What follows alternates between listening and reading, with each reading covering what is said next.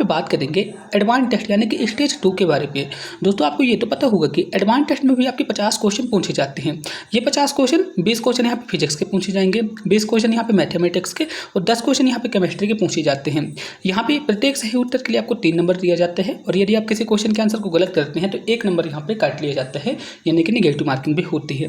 इन question को solve करने के लिए आपको 2 घंटे की टाइमिंग मिलती है। तो आप सभी लोग को एग्जाम पैटर्न समझ में आ गया ना। क्वेश्चन नंबर 1 है, इस क्वेश्चन पे आपको क्या करना है, इसकी वैल्यू को फाइंड करना है। बहुत ईजी क्वेश्चन है, चलिए इस क्वेश्चन को सॉल्व करते हैं। तो दोस्तों सबसे पहले अपन क्या करते हैं, इसको एक बार लिख लेते हैं। तो यहाँ पे क्या लिखा है, यहाँ पे लिखा है √400 प्लस 0.000 प्लस 0. और यहाँ पे लिखा है 400। इस तरह से क्वेश्चन लिखा हुआ है और इसकी वैल्यू को अपन को फाइंड करना है। तो आपको बताना है कि 400 का वर्गमूल क्या होता है। तो आप सभी लोग को पता होगा कि 400 का वर्गमूल कितना होता है, 20 होता है। अब आपको इस वाले टर्म को सॉल्व करना है। तो यहाँ पे अपन क्या लिखेंगे, यहाँ पे अपन लिखेंगे 400 और इसके बाद अपन क्या करते हैं, दशमलव को हटा देते हैं। तो यहाँ पे कितने आ जाएंगे, 0, यहाँ पे आ जाएगा 10,000। इसी तरह से यहाँ पे कितना आ जाएगा, यहाँ पे आ जाएगा 400, 0 लिखा हुआ है और यहाँ पे कितना आ जाएगा, यहाँ पे आ जाएंगे दोस्तों 8 0। कितने 0 आ जाएंगे, 8 0 आ जाएंगे। आप जब इन्हें सॉल्व करेंगे ना तो इतना ही आएगा, 1 0 और आ जाएगा। ठीक है, तो आपको क्या करना है, बस आप इसे सॉल्व कर दीजिए। तो यहाँ पे कितना आ जाएगा, 20 और यहाँ पे कितना आ जाएगा, 400 का वर्गमूल कितना आएगा, 20 आएगा और 10,000 का वर्गमूल कितना आ जाएगा, 100 आ जाएगा। ठीक है, यहाँ पे 20 लिखा हुआ है। इसी तरह से 400 का वर्गमूल कितना आ गया, 20 आ गया और यहाँ पे कितना आ जाएगा, यहाँ पे 8 0 हैं तो यहाँ पे कितने 0 आ जाएंगे, यहाँ पे आ जाएंगे 4 0, यानी कि यहाँ पे 10,000 आ जाएगा। ठीक है, इतना तो आप सभी लोग समझ गए ना। अब आपको क्या करना है, 20 पे 100 का भाग देना है और यहाँ पे 20 पे 10,000 का भाग देना है। तो यहाँ पे कितना आ जाएगा, यहाँ पे आ जाएगा 20 और यहाँ पे कितना आ जाएगा, 0.20 आ जाएगा और यहाँ पे कितना आ जाएगा, 0.0020 आ जाएगा। तो जब आप इन्हें जोड़ेंगे तो यहाँ पे कितना आ जाएगा, 20.2020 आ जाएगा। कौन से ऑप्शन पे दिया है, ऑप्शन नंबर ए यहाँ पे करेक्ट आंसर रहेगा। होपफुली आप सभी लोग समझ गए होंगे। आपको हूबहू ऐसे ही सॉल्व करना पड़ेगा। यदि आपसे आता है तो आप इसे डायरेक्ट भी सॉल्व कर सकते हैं। अब नेक्स्ट क्वेश्चन है, एक आदमी अपने बगीचे पे 15,376 सेब के पेड़ लगाता है और उन्हें व्यवस्थित करता है ताकि प्रत्येक पंक्ति में सेब के पेड़ जितनी पंक्ति में हो तो पंक्ति की संख्या क्या हुई अपने को ज्ञात करना है। तो दोस्तों मैं आपको बता दूं, जब भी इस टाइप का क्वेश्चन है ना तो जो भी संख्या दी रहती है, संख्या यहाँ पे कितनी है, 15,376। तो आपको यहाँ पे सिंपल वे पे इसका वर्गमूल निकाल देना है। तो यहाँ पे 15,376 का वर्गमूल कितना आ जाएगा, इसका वर्गमूल आ जाएगा 124। कौन से ऑप्शन पे है, ऑप्शन नंबर बी यहाँ, सॉरी ऑप्शन नंबर ए यहाँ पे करेक्ट आंसर रहेगा। ठीक है, जब भी इस टाइप का क्वेश्चन आता है ना तो आपको क्या करना पड़ेगा, इसके वर्गमूल को आपको निकाल देना पड़ेगा। दोस्तों नेक्स्ट क्वेश्चन है, इस क्वेश्चन पे क्या बोल रहे हैं, 2 उम्मीदवारों के बीच एक चुनाव हुआ जिसपे कुल मतों का 55% वोट अवैध था। तो वोटों की कुल संख्या कितनी थी, 7500। यदि वैध मतों पे एक अन्य उम्मीदवार मिला हुआ है तो आपको उसकी संख्या ज्ञात करना है। एक बार मैं आपको फिर से समझा देता हूँ क्वेश्चन को। जैसे यहाँ पे क्या बोला है, 2 उम्मीदवार के बीच एक चुनाव हुआ। ठीक है, 2 उम्मीदवारों के बीच एक चुनाव हुआ था जिसपे कुल मतों का 55% वोट जो है तो आप वहाँ पे मिला, लेकिन 55% वोट पे 20% अवैध था, जिससे वोटों की संख्या कितनी हो गई, 7500 हो गई। और वैध मतों में एक अन्य उम्मीदवार मिला हुआ है, यानी कि जो वैलिड वोटर था उस पर एक अन्य उम्मीदवार मिला हुआ था, तो आपको उसकी संख्या को ज्ञात करना है। तो चलिए इस क्वेश्चन को सॉल्व करते हैं, आप सब लोग ध्यान से समझिएगा। तो क्वेश्चन पे क्या बोला, 20% अवैध मत। क्वेश्चन पे क्या बोला है, यहाँ पे 20% अवैध मत, यानी कि यहाँ पे जैसे कि आप सभी लोग को पता होगा कि वोट जो होती है तो हमेशा 100% होती है अपने आप में, लेकिन क्वेश्चन पे बोली यहाँ पे 20% अवैध। जब 20% अवैध है तो वैध कितना होगा, ये जो है तो अवैध वोट है, तो वैध वोट कितनी आ जाएगी, यहाँ पे 80% आ जाएगी। ठीक है ना, वैलिड वोट कितनी आ जाएगी, यहाँ पे 80% आएगी। तो आप सभी लोग समझ ही गए होंगे। तो अपन यहाँ पे क्या करते हैं, वैध मतों की संख्या, तो यहाँ पे वैध मतों की संख्या कितनी आ जाएगी, यहाँ पे हमने यहाँ पे क्या लिख दिया, वैध मतों की संख्या। तो वैध मतों की संख्या आ जाएगी 80, सॉरी यहाँ पे अपन लिखेंगे 7500 का 80%। अपन यहाँ पे क्या लिखेंगे, वैध मतों की संख्या बराबर 7500 का 80%। तो यहाँ पे कितना आ जाएगा, 7500 इंटू 80/100 इतना आ जाएगा ना। तो 2 जीरो से 2 जीरो ये कट गए और यहाँ पे कितना आ जाएगा, आप इसे मल्टीप्लाई कर दीजिए।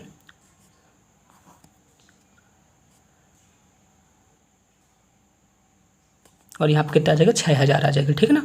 जब आप 75 पे 8 का गुणा करा देंगे तो कितना आ जाएगा, 600 आ जाएगा, ठीक है ना। यानी कि वैध मतों की संख्या कितनी आ गई, वैध मतों की संख्या आ जाएगी 6000। इतना आप सभी लोग समझ गए ना।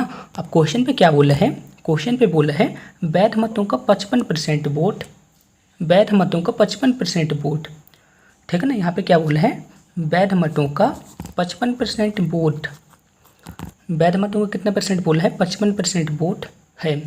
लेकिन उसमें एक अन्य उम्मीदवार मिला है, लेकिन क्वेश्चन पे क्या बोला है, उसमें एक अन्य उम्मीदवार मिला है। तो इस उम्मीदवार को कितने परसेंट वोट मिलेगी, जब इस वोटर को 55% वोट मिल गए तो एक अन्य उम्मीदवार है तो उसको कितने वोट मिलेगी, 45% वोट मिलेगी। कितने वोट मिलेगी, 45%। आपको क्या करना है, 100 में से आप यदि आप 55% को हटा देंगे तो दूसरे बैलेट वोटर की वोट आ जाएगी, तो कितनी आ जाएगी, 45%।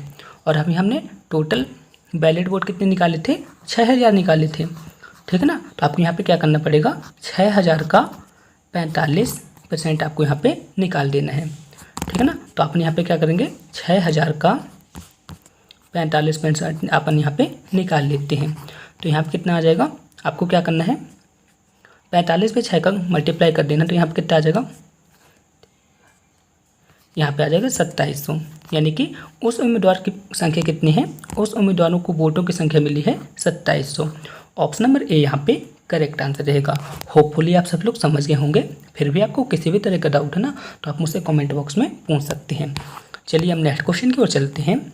नेक्स्ट क्वेश्चन है, यहाँ पे क्या बोला है, tan theta plus cot theta बराबर 2।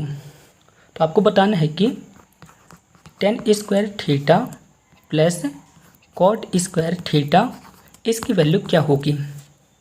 तो ज़रा आप सभी लोग सोचिए, यहाँ पे अपन क्या लिख देते हैं थीटा की वैल्यू, कि यहाँ पे 2 आता है।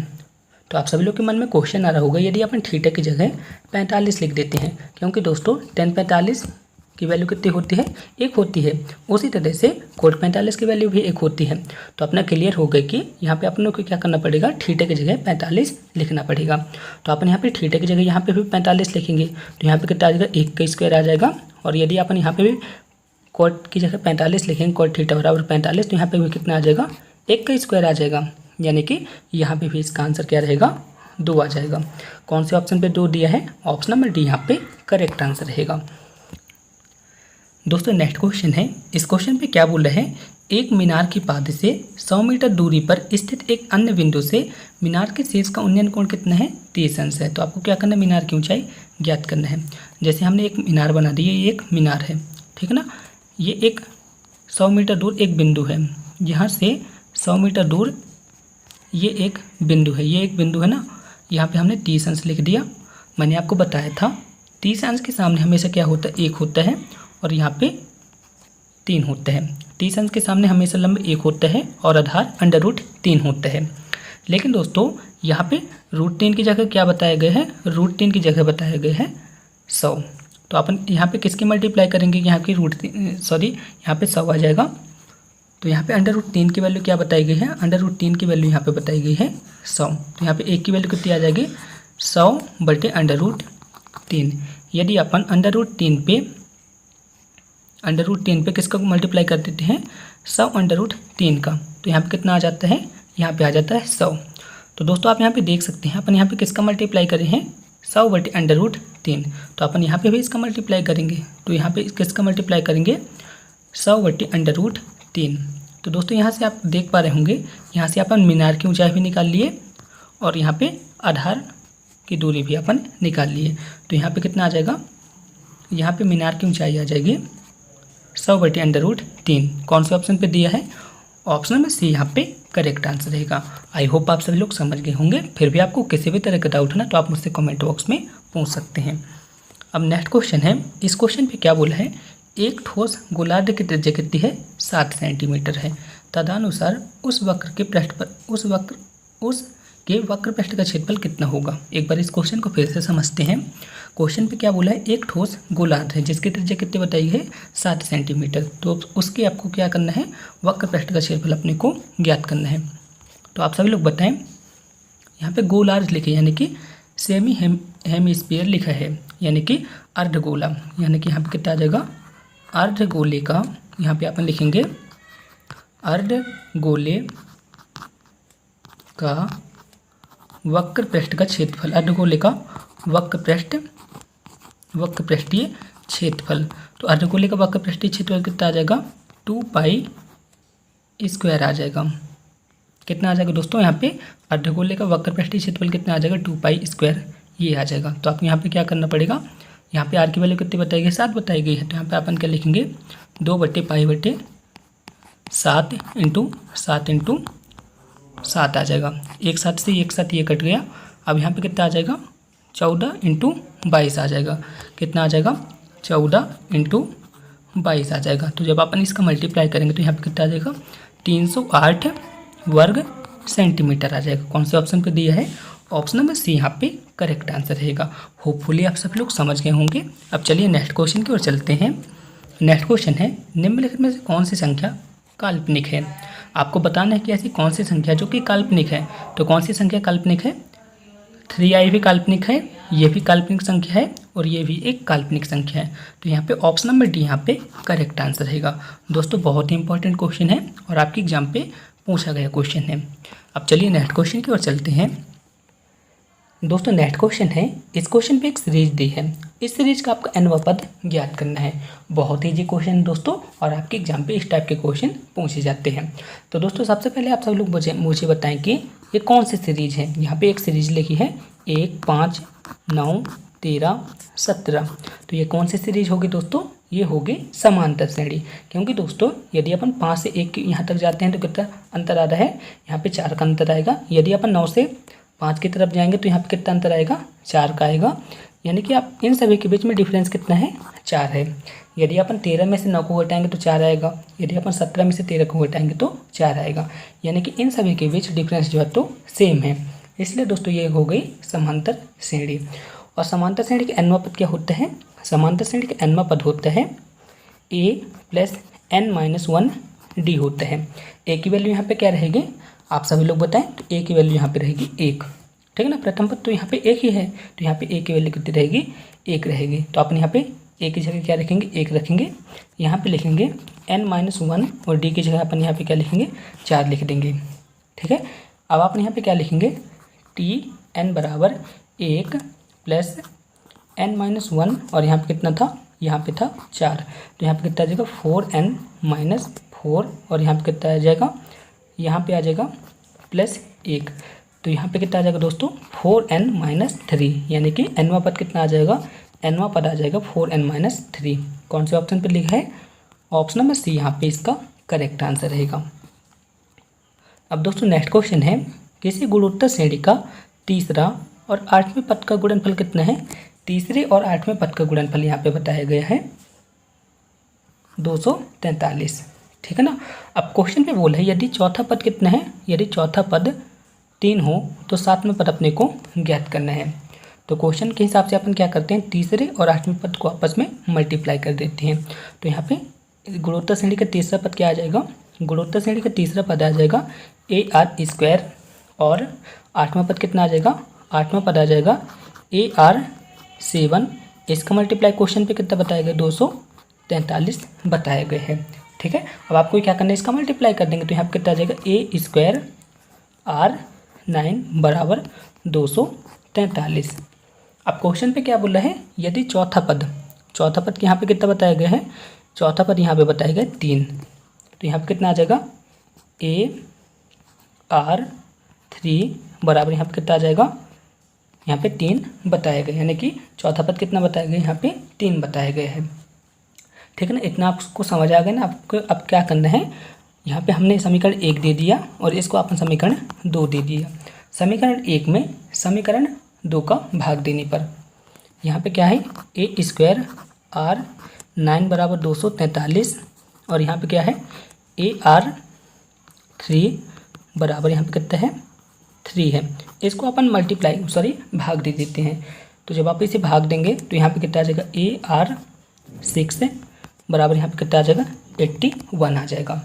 अब क्वेश्चन पे क्या बोला अपने को सातवां पद ज्ञात करना है। तो गुणोत्तर श्रेणी का सातवां पद क्या होगा, तो गुणोत्तर श्रेणी का सातवां पद क्या होगा आपको बताना है। तो अपन यहाँ पे लिखेंगे, यहाँ पे अपन लिखेंगे जीपी यानी कि गुणोत्तर श्रेणी का सातवां पद। तो गुणोत्तर श्रेणी का सातवां पद क्या होगा, तो गुणोत्तर श्रेणी का nवां पद क्या होता है सबसे पहले मुझे आप पता है। तो गुणोत्तर श्रेणी का nवां पद होता है ARn-1 होता है। तो यहाँ पे n की वैल्यू कितनी बताई गई है 7 बताई गई है। तो यहाँ पे कितना आ जाएगा AR7-1, यहाँ पे कितना आ जाएगा AR7-1 बराबर कितना आ जाएगा AR6 और AR6 की वैल्यू यहाँ पे कितनी बता दी गई पहले से ही 81 बता दी गई है। यानी कि गुणोत्तर श्रेणी का सातवां पद क्या आ जाएगा, गुणोत्तर श्रेणी का सातवां पद आ जाएगा 81। कौन से ऑप्शन पे दिए गए हैं, ऑप्शन नंबर ए यहाँ पे करेक्ट आंसर रहेगा। होपफुली आप सभी लोग समझ गए होंगे। चलिए अब नेक्स्ट क्वेश्चन की ओर चलते हैं। नेक्स्ट क्वेश्चन है, यदि रेखाएं परस्पर समांतर हों तो उनके बीच प्रवणता का क्या संबंध होता है। यदि रेखाएं परस्पर समांतर हैं तो उनके बीच प्रवणता का क्या संबंध होता है। तो इसका करेक्ट आंसर क्या होगा दोस्तों, M1 बराबर M2 होता है। कौन से ऑप्शन पे दिया है, ऑप्शन नंबर ए यहाँ पे करेक्ट आंसर रहेगा। यदि लंबवत होंगे ना तो वहाँ पे क्या होगा M1 × M2 बराबर -1 होगा। ये एक थ्योरी वाला क्वेश्चन है, ऑप्शन नंबर ए यहाँ पे करेक्ट आंसर रहेगा। अब चलिए नेक्स्ट क्वेश्चन की ओर चलते हैं।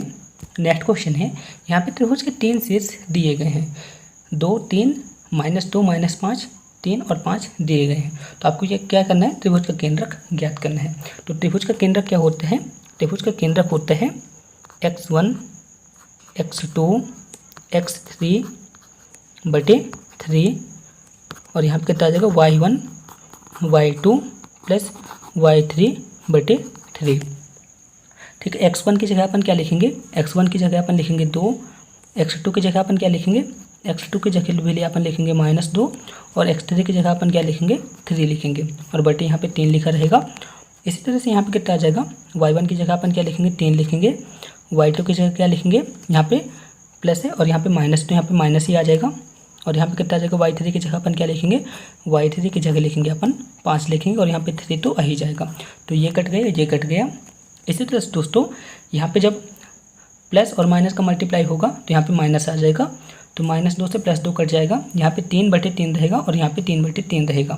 तो यहाँ पे केंद्रक कितने आ जाएंगे, 1, 1 इसके केंद्रक आ जाएंगे। यानी कि त्रिभुज का केंद्रक क्या आ जाएगा, त्रिभुज का केंद्रक आ जाएगा 1, 1। कौन से ऑप्शन पे दिया है, ऑप्शन नंबर ए यहाँ पे करेक्ट आंसर रहेगा। यानी कि 1, 1 त्रिभुज का केंद्रक होगा। अब नेक्स्ट क्वेश्चन है, नेक्स्ट क्वेश्चन पे बोल रहे हैं कि बिंदु 1, 2, 0 से YZ समतल की दूरी, YZ समतल की दूरी क्या होगी। तो दोस्तों आपको बताना है कि YZ समतल की दूरी यहाँ पे क्या होगी। तो जो यहाँ पे नहीं है वही इसकी दूरी कहलाएगी। तो यहाँ पे क्या नहीं है, Y और Z पे क्या नहीं है, X नहीं है, ठीक है ना, यहाँ पे X नहीं है तो यही इसकी दूरी कहलाएगी। और X का मान यहाँ पे पहले से बता दिए गए हैं 1, ठीक है ना, 1 यहाँ पे पहले ही बता दिया गया है। तो इसका आंसर यहाँ पे क्या आ जाएगा, 1 इकाई इसकी दूरी कहलाएगी। ऑप्शन नंबर ए इसका करेक्ट आंसर रहेगा। क्वेश्चन पे क्या बोला है, YZ समतल की दूरी क्या होती है। तो YZ समतल की दूरी क्या होती है, की दूरी की हमेशा क्या होती है, x होती है। इसी तरह से क्वेश्चन पे पूछ लेता है कि XY तल की दूरी क्या होती है, तो Z होती है।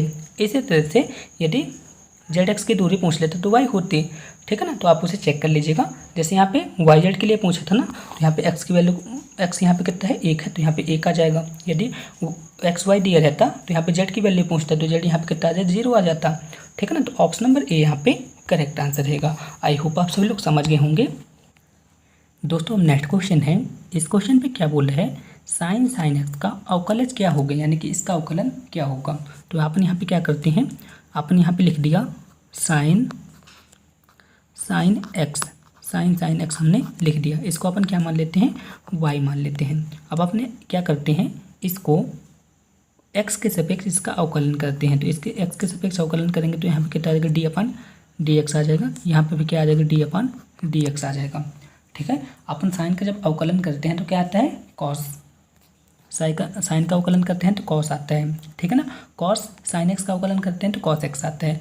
लेकिन दोस्तों यहाँ पे एक्स तो लिखा नहीं है, तो एक्स की जगह यहाँ पे कितना आ जाएगा, यहाँ पे आ जाएगा साइन एक्स आ जाएगा। ठीक है ना, एक्स की जगह यहाँ पे कितना आ जाएगा साइन एक्स आ जाएगा।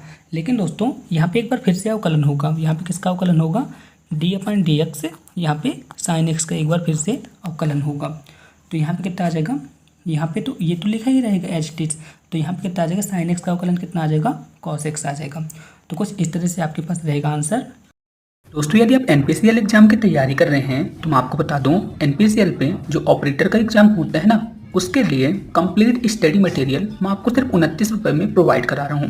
आप सब लोग देख सकते हैं दोस्तों, यहाँ पे मैं कंप्लीट नोट्स पीडीएफ सब कुछ प्रोवाइड करा रहा हूँ, साथ ही साथ मॉडल पेपर के सोल्यूशन वगैरह सब कुछ प्रोवाइड करा रहा हूँ। आप सभी लोग खुद देख सकते हैं, मैंने इन मॉडल पेपर को डिजाइन करने में बहुत मेहनत की थी। ठीक है, आप सभी लोग इंटरेस्टेड हो तो सिर्फ 29 रुपये की हेल्प करके इन मॉडल पेपर को ले सकते हैं। दोस्तों आप सभी लोग खुद देख सकते हैं मैं आपके एग्जाम की प्रिपरेशन करने के लिए किस तरह से मॉडल पेपर मैंने डिजाइन किए हैं।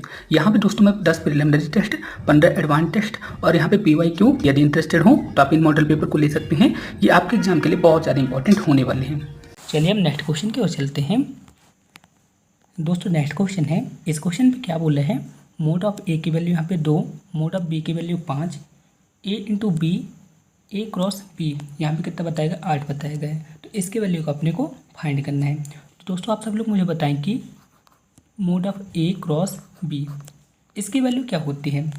तो mod of A cross B की वैल्यू होती है A mod into B mod और यहाँ पे कितना आ जाएगा साइन थीटा आ जाएगा। इस तरह से आ जाएगा ना। अब आपको क्या करना है, इसका यहाँ पे पक्षांतर कर देना है। तो यहाँ पे इसका पक्षांतर करेंगे तो कितना आ जाएगा, यहाँ पे आ जाएगा ए क्रॉस बी बटे mod of A mod of B बराबर साइन थीटा।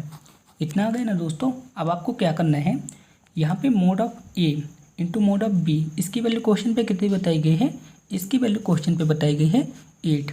आप यहाँ पे देख सकते हैं इसकी वैल्यू क्वेश्चन पे कितनी बताई गई है 8 बताई गई है।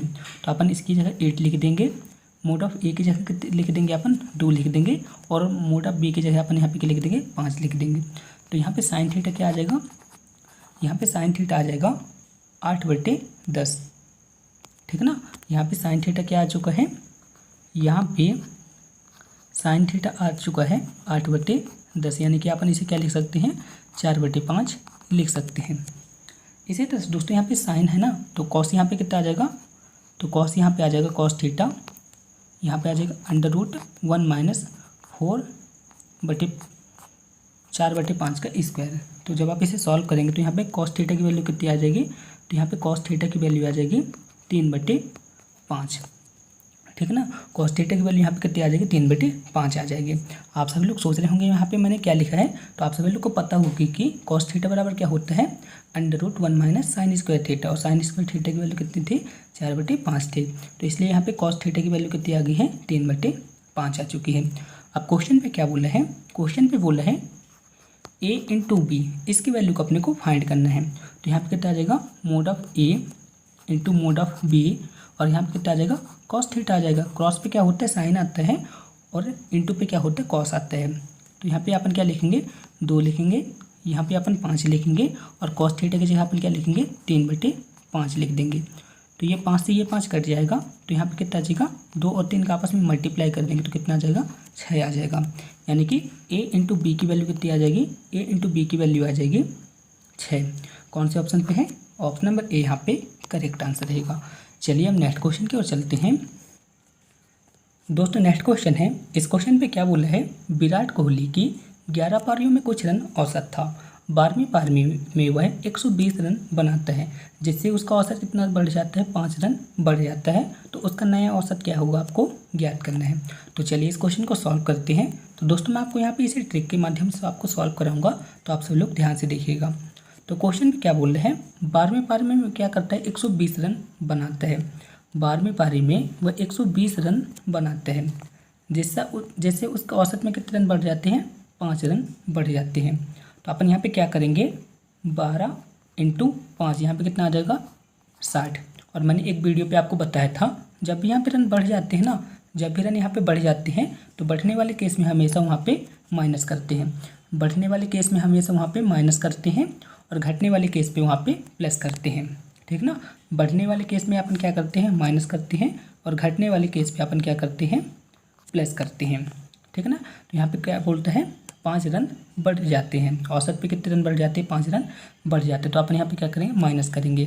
तो 120 में से यदि अपन 60 को घटा देंगे तो कितना आ जाएगा, 60 आ जाएगा। लेकिन दोस्तों औसत पे क्या परिवर्तन होता है, औसत पे 5 रन बढ़ जाते हैं। औसत पे क्या हो रहा है, औसत पे हो रहे हैं 5 रन बढ़ रहे हैं। तो अपन यहाँ पे क्या करेंगे, +5 को ऐड कर देंगे तो यहाँ पे कितना आ जाएगा, 65। ठीक है ना, तो कौन से ऑप्शन पे दिया है, ऑप्शन नंबर बी यहाँ पे करेक्ट आंसर रहेगा। दोस्तों मैन इसी का खेल है, एक बार अपन इसे क्या करते हैं, एक बार इसे घटाते हैं और एक बार इसे जोड़ देते हैं। आई होप आप सभी लोग समझ गए होंगे। फिर भी आपको किसी भी तरह का डाउट है ना तो आप मेरे को व्हाट्सएप से पूछ सकते हैं या फिर आप मुझे कमेंट बॉक्स में भी पूछ सकते हैं। दोस्तों नेक्स्ट क्वेश्चन है, इस क्वेश्चन पे क्या बोला है, 7:20 पर घड़ी के में घंटे की सुई और मिनट की सुई के बीच कितने अंश का कोण बनेगा। क्वेश्चन पे क्या बोला है, 7:20 पे घंटे की सुई और मिनट की सुई के बीच कितने अंश का कोण बनेगा। तो दोस्तों जब भी इस टाइप का क्वेश्चन आता है ना तो आपको एक ट्रिक को याद करना पड़ेगा। एक मैं ट्रिक आपको लिख देता हूँ। तो ट्रिक क्या रहेगा, ट्रिक रहेगी 30H - 11/2 M। M मतलब मिनट और H मतलब हॉर, यानी कि यहाँ पे 7 लिखे ना तो यहाँ पे 7 आ जाएगा और मिनट कितने लिखे, 20 लिखे तो यहाँ पे 20 आ जाएगा। तो अब अपन इसे सॉल्व करते हैं। तो यहाँ पे 30 × H की जगह अपन क्या लिखेंगे, H की जगह लिखेंगे 7 - 11/2। मिनट कितने यहाँ पे हैं, 20 है, तो अपन यहाँ पे क्या लिखेंगे, 20 लिख देंगे। बस आप इसे सॉल्व कर दीजिए। तो 30 में यदि अपन 7 का गुणा करेंगे तो कितना आ जाएगा, 210। और यहाँ पे कितना आ जाएगा, यहाँ पे आ जाएगा -110। यदि अपन 210 में से 110 को घटा देंगे तो कितना आ जाएगा दोस्तों। तो दोस्तों यदि अपन 210 से क्या करते हैं, 110 को माइनस कर देते हैं तो यहाँ पे कितना आ जाता है, 100 डिग्री यहाँ पे आ जाता है। यानी कि घंटे की सुई और मिनट की सुई के बीच यहाँ पे कितने अंश का कोण रहेगा, 100 डिग्री का कोण रहेगा। ऑप्शन नंबर ए यहाँ पे करेक्ट आंसर रहेगा। नेक्स्ट क्वेश्चन है, नेक्स्ट क्वेश्चन पे क्या बोला है, एक पेड़ पर कुछ तोते बैठे हैं, पेड़ के नीचे कुछ बकरियां भी चल रही हैं, उनके सिरों की संख्या कितनी है, 35 है, पैरों की संख्या कितनी है, 90 है। तो तोते की संख्या अपने को ज्ञात करना है। दोस्तों मैं आपको बता दूं इस टाइप के क्वेश्चन अभी NFC और SWB दोनों एग्जाम पे पूछे गए थे। तो चलिए इन क्वेश्चन को भी सॉल्व कर लेते हैं। तो दोस्तों आप सभी लोग बताएं, जो तोता है और जो बकरी है उनके सिर तो हमेशा एक ही रहेंगे। अपन क्या करते हैं, तोते को अपन क्या मानते हैं, तोते को अपन मान लेते हैं X और बकरी को अपन क्या मान लेते हैं, Y मान लेते हैं। इनकी सिरों की संख्या कितनी है, इनकी सिरों की संख्या है 35। अब आप सभी लोग मुझे बताएं कि तोते के कितने पैर होते हैं, तोते के पैर होते हैं 2, यानी कि अपन यहाँ पे लिखेंगे 2X। और बकरी के कितने पैर होते हैं, बकरी के पैर होते हैं 4, तो यहाँ पे अपन लिख दिया 4Y। यहाँ पे पैरों की संख्या कितनी बताई गई है, 90 बताई गई है। तो बस आप इसे सॉल्व कर दीजिए, इसका आंसर आ जाएगा।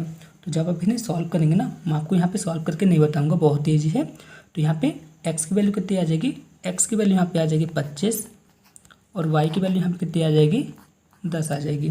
क्वेश्चन पे क्या बोला है, तोते की संख्या, तोते को अपन क्या माना था, X माना था। तो X यानी कि X बराबर क्या बताया गया यहाँ पे 25। तो यहाँ पे तोते की संख्या कितनी आ जाएगी, 25 आ जाएगी। ऑप्शन नंबर ए यहाँ पे करेक्ट आंसर रहेगा। ठीक है दोस्तों, नेक्स्ट क्वेश्चन है। दोस्तों मैं आपको बता दूं इस टाइप का क्वेश्चन अभी फरवरी 2021 पे NPCIL का जो एग्ज़ाम हुआ था ना उसमें पूछा गया क्वेश्चन है। ठीक है, यदि आप में से किसी ने NPCIL का एग्ज़ाम दिया होगा तो उसे पता होगा, हूबहू यही क्वेश्चन पूछा गया था। क्वेश्चन क्या पूछा गया था, 1 से 100 तक के अंकों पे 1 कितनी बार आता है, तो कितनी बार आता है, 21 बार आता है। तो ऑप्शन नंबर ए यहाँ पे करेक्ट आंसर रहेगा। और इस क्वेश्चन को कैसे सॉल्व करेंगे मैंने आपको प्रीवियस वीडियो पे बताया था, तो आप प्रीवियस वीडियो पे जाइए, आप उस वीडियो को मदद से आप इस क्वेश्चन को सॉल्व कीजिए। ठीक है, आप सभी लोग समझ जाएंगे, बहुत ईजी तरीके से मैंने उसे समझाया था। ठीक है, तो 1 से 100 तक की गिनती पे 1 कितनी बार आता है, 21 बार आता है, इतना आपको याद रखना है। अब नेक्स्ट क्वेश्चन है, ए किसी कार्य को 24 दिन पे, बी किसी कार्य को 9 दिन पे और सी किसी कार्य को 12 दिन पे समाप्त करता है। बी और सी काम करना शुरू करते हैं लेकिन 3 दिनों बाद काम छोड़ने के लिए मजबूर होते हैं, तो शेष कार्य ए द्वारा कितने दिन पे किया जाएगा आपको ज्ञात करना है। तो क्वेश्चन पे क्या बोल रहे हैं, ए किसी कार्य को कितने दिन में कर रहा है, 24 दिन पे कर रहा है। बी किसी कार्य को 9 दिन पे कर रहा है और सी किसी कार्य को 12 दिन पे कर रहा है। यदि अपन टोटल वर्क निकालना चाहें तो टोटल वर्क यानी कि इनका एलसीएम आ जाएगा, तो इनका एलसीएम कितना आ जाएगा, 72 आ जाएगा। तो ए एक दिन पे कितना काम करेगा, ए एक दिन पे कितना काम करेगा, 3 काम करेगा। बी एक दिन पे 8 काम करेगा और सी एक दिन पे कितना काम करेगा, 6 काम करेगा। अब क्वेश्चन पे क्या बोल रहे हैं, क्वेश्चन पे बोल रहे हैं बी और सी काम शुरू करते हैं लेकिन 3 दिनों बाद काम छोड़ने के लिए मजबूर हो जाते हैं। तो यहाँ पे क्वेश्चन पे क्या बोला है, बी प्लस सी, तो अपन बी प्लस सी को अपन जोड़ देते हैं यानी कि 8 + 6, यहाँ पे कितना आ जाएगा, 8 + 6 यानी कि यहाँ पे कितना आ जाएगा, सॉरी यहाँ पे 6 लिखा हुआ है, 8 + 6 यानी कि 14 आ जाएगा। कितने दिन तक काम करते हैं, 3 दिन तक काम करते हैं। तो अपन यहाँ पे क्या करेंगे, इसमें अपन 3 का मल्टीप्लाई कर देंगे, तो यहाँ पे कितना आ जाएगा, 42 आ जाएगा। यानी कि बी और सी 42 काम को पूरा कर चुके हैं। अब शेष काम कितना बचा, 42 काम को जब बी और सी पूरा कर चुके हैं तो शेष काम कितना बचा, तो 72 काम से यदि अपन 42 काम को घटा देते हैं तो यहाँ पे कितना आता है, आप सभी लोग बताएं। तो 72 में से यदि अपन 42 को घटा देते हैं तो 30 आता है, और इस 30 काम को कौन पूरा करेगा, और इस 30 काम को पूरा करेगा ए करेगा। इस 30 काम को कौन पूरा करेगा। अब यहाँ पे कितना काम बचा, 30 काम बचा हुआ है, और इस काम को कौन पूरा करेगा, ए करेगा। ए एक दिन पे कितना काम करता था, एक दिन पे कितना काम करता था, 3 काम करता था, तो 30 काम को कितने दिन में पूरा करेगा, 10 दिन पे करेगा। तो ऑप्शन नंबर ए यहाँ पे करेक्ट आंसर रहेगा। बहुत ही इजी क्वेश्चन है, आप सब लोग समझ गए होंगे। अब दोस्तों नेक्स्ट क्वेश्चन है, 20 किलोग्राम के वजन को जमीन के ऊपर 1 मीटर की ऊंचाई पर पकड़े रहने पर किया गया कार्य क्या होगा। तो बहुत ही इजी क्वेश्चन है दोस्तों, इसका राइट आंसर यहाँ पे क्या रहेगा, 0 अंश, यानी कि जो अपने से ज़मीन के ऊपर होता है ना, हमेशा वहाँ पे 90 डिग्री का कोण बनता है और उसके द्वारा किया गया कार्य हमेशा 0 होता है। तो ऑप्शन नंबर डी यहाँ पे करेक्ट आंसर रहेगा। दोस्तों ये फिजिक्स का क्वेश्चन है, आप सब लोग समझ गए होंगे। अब नेक्स्ट क्वेश्चन है, किसी वस्तु की मात्रा बदलने पर क्या परिवर्तित रहता है। तो दोस्तों मैं आपको बता दूं, किसी वस्तु की मात्रा बदलने पर उसका हमेशा क्या अपरिवर्तित रहता है, घनत्व जो है तो उसका अपरिवर्तित रहता है। ऑप्शन नंबर सी यहाँ पे करेक्ट आंसर रहेगा। यानी कि किसी वस्तु की यदि अपन मात्रा बदल देते हैं ना तो उसके घनत्व में परिवर्तन नहीं होता है। अब नेक्स्ट क्वेश्चन है, डायनेमो परिवर्तित करता है। तो जो डायनेमो होता है, डायनेमो क्या करता है, डायनेमो जो है ना तो क्या करता है, यांत्रिक ऊर्जा को विद्युत ऊर्जा में कन्वर्ट करता है। डायनेमो क्या करता है, यांत्रिक ऊर्जा को विद्युत ऊर्जा में कन्वर्ट करता है। यदि क्वेश्चन पे पूछ लेता है कि विद्युत मोटर क्या करता है, तो विद्युत मोटर जो है ना विद्युत ऊर्जा को यांत्रिक ऊर्जा में परिवर्तित करते हैं। लेकिन क्वेश्चन पे क्या बोला है, डायनेमो, तो डायनेमो क्या करता है, यांत्रिक ऊर्जा को विद्युत ऊर्जा में परिवर्तित करता है। यदि क्वेश्चन पे पूछ लेते हैं कि ट्रांसफार्मर क्या कार्य करता है, तो ट्रांसफार्मर जो है तो निम्न वोल्टेज को उच्च वोल्टेज पे परिवर्तित करता है। ठीक है ना, इतना आप सभी लोग समझ ही गए होंगे। अब दोस्तों नेक्स्ट बात आती है, केल्विन मान पर मानव शरीर का तापमान कितना होता है। आपको बताना है कि जो केल्विन स्केल होता है उसमें मानव शरीर का तापमान कितना होता है, तो कितना होता है, 300 होता है। ऑप्शन नंबर ए यहाँ पे करेक्ट आंसर रहेगा। अब नेक्स्ट क्वेश्चन है, वायु में ध्वनि की चाल 332 मीटर प्रति सेकंड है। यदि दाब बढ़ाकर दोगुना कर दिया जाए तो ध्वनि की चाल पर क्या प्रभाव पड़ेगा। तो दोस्तों मैं आपको बता दूं, ध्वनि की चाल पर दाब का कोई प्रभाव नहीं पड़ता है। ठीक है ना, ध्वनि की चाल पर दाब का कोई प्रभाव नहीं पड़ता है। यानी कि यहाँ पे ध्वनि की चाल कितनी है, 332 है, तो बाद में भी ध्वनि की चाल 332 ही रहेगी। ऑप्शन नंबर बी यहाँ पे करेक्ट आंसर रहेगा। ठीक है ना, ध्वनि की चाल पे दाब का कोई प्रभाव नहीं पड़ता है। अब दोस्तों नेक्स्ट बात आती है, इस क्वेश्चन पे बोला है कि ट्रांजिस्टर पे 2 धारा प्रबंधन गुणांक में सही संबंध है। जो ट्रांजिस्टर होता है उसमें धारा प्रबंधन के संबंध में कौन सा कथन यहाँ पे सही है आपको बताना है। तो हमेशा क्या होता है, बीटा का मान हमेशा यहाँ पे अल्फा से बड़ा होता है। तो ऑप्शन नंबर बी यहाँ पे करेक्ट आंसर रहेगा। ठीक है दोस्तों, मैं आपको बता दूं ये पूछा गया क्वेश्चन है, आप सभी लोग NPCL वाले एग्जाम पे जो हुआ था ना उस पर आप इसे देख सकते हैं। अब दोस्तों नेक्स्ट क्वेश्चन है 10 कूलम आवेश देने पर किसी चालक के विभव में 2 वोल्ट की वृद्धि होती है, तो उस चालक की धारिता कितनी होगी आपको ज्ञात करना है। तो दोस्तों धारिता बराबर क्या होता है, धारिता बराबर होता है Q/V, यानी कि आवेश बटे वोल्ट होते हैं, यानी कि आवेश बटे विभवांतर होते हैं। ठीक है ना, धारिता बराबर क्या होता है, आवेश बटे विभवांतर होता है। यहाँ पे आवेश कितना दिया जा रहा है, आवेश यहाँ पे 10 कूलम दिया जा रहा है और यहाँ पे विभव कितना है, यानी कि विभवांतर कितना है 2 वोल्ट है। तो यहाँ पे धारिता कितनी आ जाएगी 5 फैराड आ जाएगी, यानी कि जो धारिता का SI मात्रा क्या होता है फैराड होता है, इतना आपको याद रखना पड़ेगा। ठीक है ना, तो यहाँ पे धारिता कितनी आ जाएगी 5 फैराड आ जाएगी। कौन से ऑप्शन पे दिया है, ऑप्शन नंबर बी यहाँ पे करेक्ट आंसर रहेगा। क्वेश्चन आपसे इस तरह से पूछ सकता है कि धारिता का SI यूनिट क्या होता है, तो धारिता का SI यूनिट क्या होता है फैराड होता है। अब चलिए नेक्स्ट क्वेश्चन की ओर चलते हैं। नेक्स्ट क्वेश्चन है यदि सेलों को श्रेणी क्रम पे जोड़ा जाए तो कुल विद्युत वाहक बल कितना होगा। तो क्वेश्चन पे क्या बोला है, सेलों को श्रेणी क्रम पे जोड़ा जा रहा है, तो यहाँ पे कुल विद्युत वाहक बल कितना होगा NE होगा। कौन से ऑप्शन पे दिया है, ऑप्शन नंबर ए यहाँ पे करेक्ट आंसर रहेगा। बहुत ही इंपॉर्टेंट क्वेश्चन है दोस्तों, NPCIL के एग्जाम पे अधिकतर पूछे जाते हैं। अब नेक्स्ट क्वेश्चन है प्रतिरोध के बढ़ते क्रम पे आपको व्यवस्थित करना है। ठीक है, तो बताइए यहाँ पे करेक्ट आंसर क्या होगा। तो यहाँ पे करेक्ट आंसर रहेगा ऑप्शन नंबर ए, यानी कि सबसे पहले क्या आएगा अमीटर आएगा, इसके बाद धारामापी आएगा और इसके बाद वोल्टमीटर आएगा। ऑप्शन नंबर ए यहाँ पे करेक्ट आंसर रहेगा। बहुत ही इंपॉर्टेंट क्वेश्चन है, आप सब लोग इसे नोट कर लीजिएगा। अब दोस्तों बात आती है प्रतिबाधा। प्रतिबाधा का मात्रक क्या होता है, तो प्रतिबाधा का मात्रक क्या होगा, प्रतिबाधा का मात्रक भी ओम होता है। क्या होता है, ओम होता है। ऑप्शन नंबर ए यहाँ पे करेक्ट आंसर रहेगा। लेजर एक युक्ति है जिसके द्वारा उत्पन्न किया जाता है, तो लेजर के द्वारा क्या उत्पन्न किया जाता है, उद्दीपित विकिरण उत्पन्न किए जाते हैं। कौन से विकिरण उत्पन्न किए जाते हैं, उद्दीपित विकिरण उत्पन्न किए जाते हैं। तो ऑप्शन नंबर डी यहाँ पे करेक्ट आंसर रहेगा। अब नेक्स्ट क्वेश्चन है 10 किलोग्राम का एक पिंड जमीन से 10 मीटर की ऊंचाई पर है, उसकी स्थितिज ऊर्जा क्या होगी। तो स्थितिज ऊर्जा बराबर क्या होते हैं, मैंने आपको एक बार फिर से बताया था।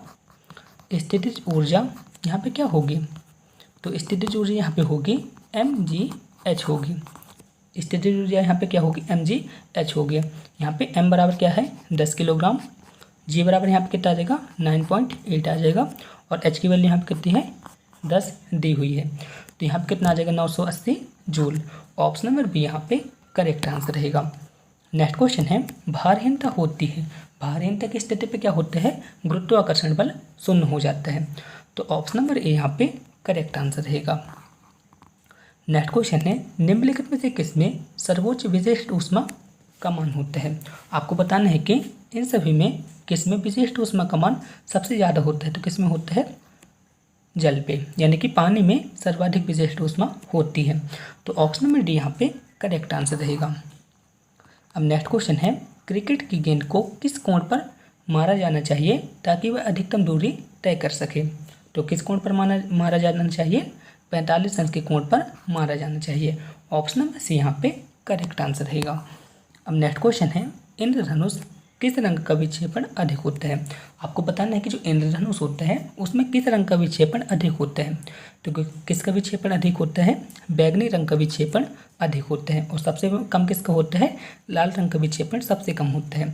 ठीक है ना, तो क्वेश्चन पे क्या बोला है किस रंग का विक्षेपण सर्वाधिक होता है, तो किसका होता है बैगनी रंग का विक्षेपण सर्वाधिक होता है।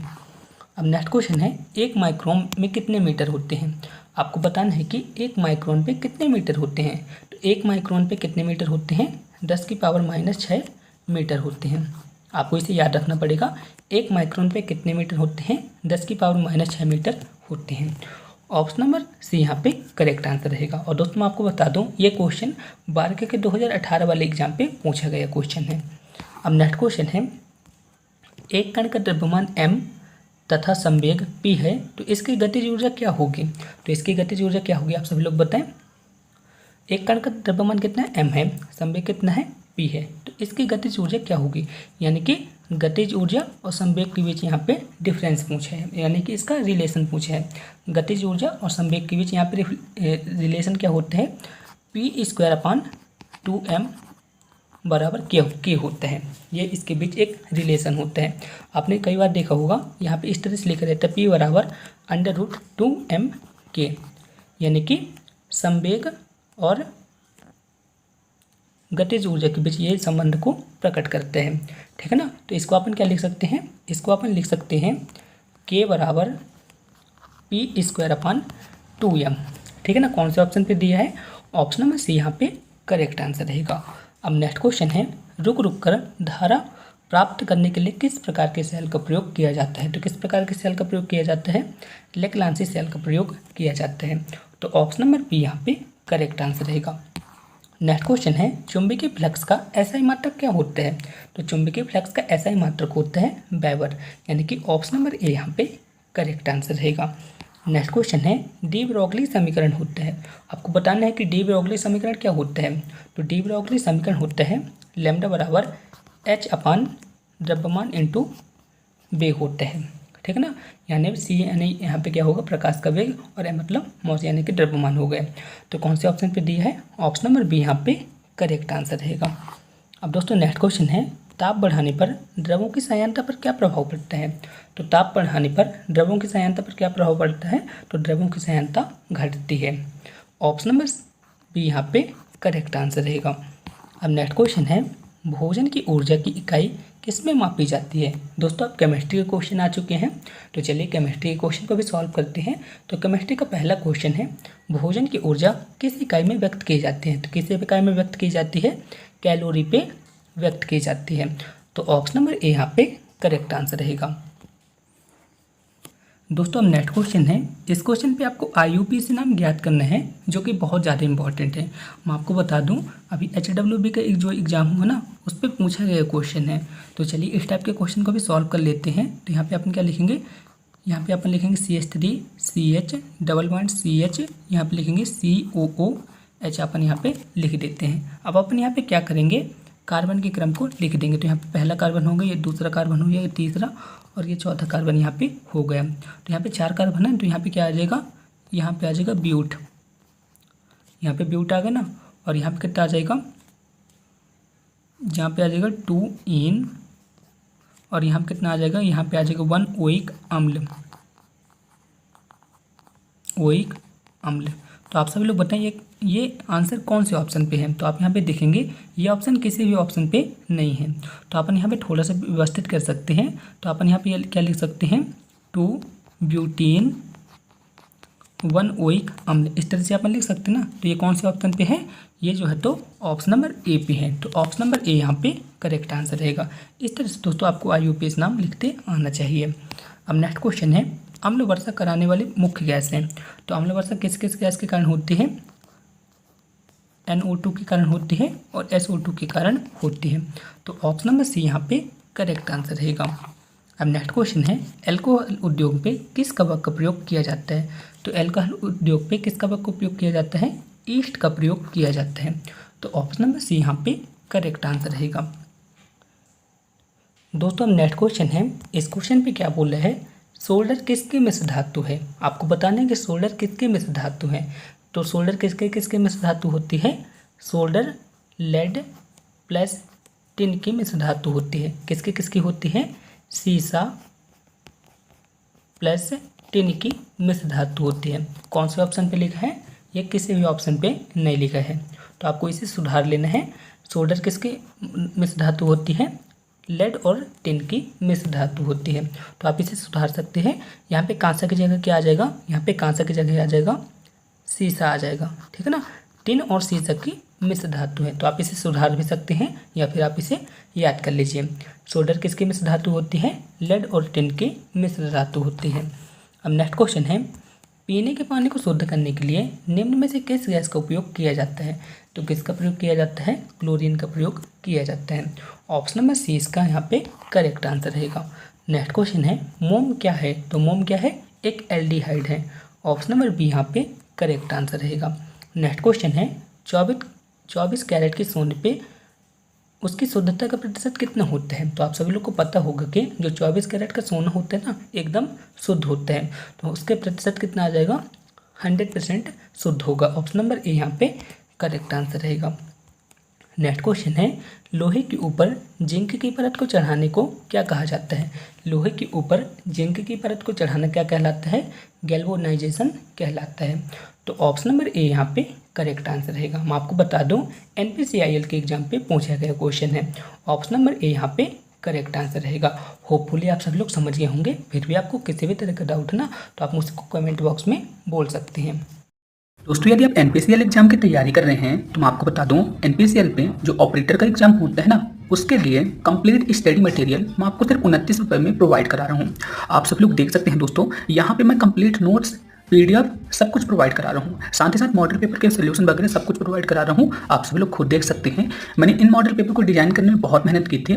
ठीक है, आप सभी लोग इंटरेस्टेड हो तो सिर्फ 29 रुपये की हेल्प करके इन मॉडल पेपर को ले सकते हैं। दोस्तों आप सभी लोग खुद देख सकते हैं, मैं आपके एग्जाम की प्रिपरेशन करने के लिए किस तरह से मॉडल पेपर मैंने डिजाइन किए हैं। यहाँ पे दोस्तों मैं 10 प्रीलिमिनरी टेस्ट, 15 एडवांस टेस्ट और यहाँ पे PYQ, यदि इंटरेस्टेड हो तो आप इन मॉडल पेपर को ले सकते हैं। ये आपके एग्जाम के लिए बहुत ज़्यादा इंपॉर्टेंट होने वाले हैं।